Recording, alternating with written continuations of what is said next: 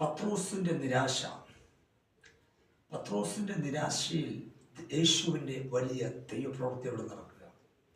കാരണം യേശുവിൻ്റെ പ്രത്യേകിച്ചുള്ള സ്വഭാവം എന്ന് ചോദിച്ചാൽ നിരാശയുള്ളവൻ്റെ അടുക്കിലേക്ക് വരും. എന്താ കാരണം? നിരാശയുള്ളവൻ വേഗം മരണത്തിലേക്ക് പോകും. നമുക്കറിയാം, ഇന്ന് ഒരു കുടുംബമായി ആത്മഹത്യ ചെയ്തു. അവരുടെ ജീവിതത്തിൽ ഒരു വലിയ നിരാശയാണ് വന്നത്. നിരാശയാണ് അനേകരെ മരണത്തിലേക്ക് കൊണ്ടുപോകുന്നത്. അപ്പോൾ നിരാശ ഉള്ള കുടുംബങ്ങളുടെ അടുക്കിലേക്കാണ് യേശു വരുന്നത്. പ്രത്യേകം ശ്രദ്ധിക്കണം. കാരണം പത്രോസ് രാത്രി മുഴുവനും താൻ വല വീശിയിട്ട് ഒരു മീൻ പോലും കിട്ടാതെ താൻ നിരാശയോടുകൂടി വല കഴുകിക്കൊണ്ടിരിക്കുമ്പോൾ ആ നിരാശയുള്ള പത്രോസിനെ ആശ്വസിപ്പിക്കാനായി യേശു അരികിലേക്ക് വന്നു.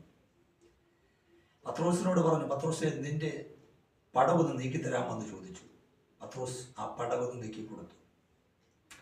യേശു അതിൽ കയറി ദൈവവചനങ്ങൾ അവിടെ കടന്നു വന്ന സകല ജനത്തോടും ഉപദേശിച്ചു തുടങ്ങി. വചനം കേൾക്കാൻ വേണ്ടി യേശുവിൻ്റെ അടുക്കിലേക്ക് ജനം തിക്കിത്തിരക്കിക്കൊണ്ടിരിക്കുകയായിരുന്നു. എന്നാൽ ആ വചനം കേട്ട ശേഷം പത്രോസിനോട് യേശു പറയുകയാണ്, പത്രോസെ, നിന്റെ വലയൊന്ന് ആഴത്തിലേക്ക് നോക്കി വലയിറക്കുക. പത്രോസ് തൻ്റെ വിഷയങ്ങളൊന്നും യേശു കർത്താവിനോട് പറഞ്ഞില്ല. പക്ഷേ ഹൃദയങ്ങളെ അറിയുന്ന ദൈവം അത് മനസ്സിലാക്കിയിട്ട് അവനോട് പറയുക, ഈ ജനത്തിന് മാത്രമല്ല പത്രോസെ, നിനക്കും വിടുതലാണ്.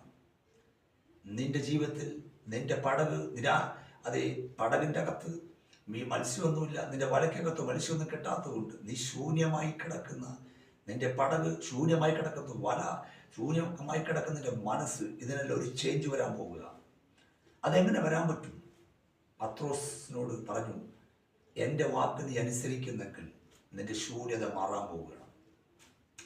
രാത്രി മുഴുവൻ അധ്വാനിച്ച പത്രോസ് പറയുന്നത്, അതാ രാത്രി മുഴുവൻ അധ്വാനിച്ച് എനിക്കൊന്നും കിട്ടിയില്ല, എങ്കിലും യേശു കർത്താവെ, നിന്റെ വാക്ക് അനുസരിക്കുവാൻ ഞാൻ തയ്യാറാണ്, നിന്റെ വാക്കിനാൽ ഞാൻ വലയിറക്കാൻ പോവുകയാണ് എന്ന് പറഞ്ഞു പത്രോസ് എല്ലാവരുടെ മുമ്പിലും തനിക്ക് ഒന്നും ലഭിച്ചില്ല എന്ന് എല്ലാവർക്കും അറിയാം. പക്ഷേ യേശുവിൻ്റെ വാക്ക് കേട്ട് യേശുവിൻ്റെ വാക്കിനാൽ വലയിറക്കിയപ്പോൾ അവൻ്റെ വല വലിക്കാൻ കഴിയാത്തവണ്ണം അത്രയും പെരുത്ത മീൻകൂട്ടം പത്രോസിൻ്റെ വലയിൽ നിറഞ്ഞു.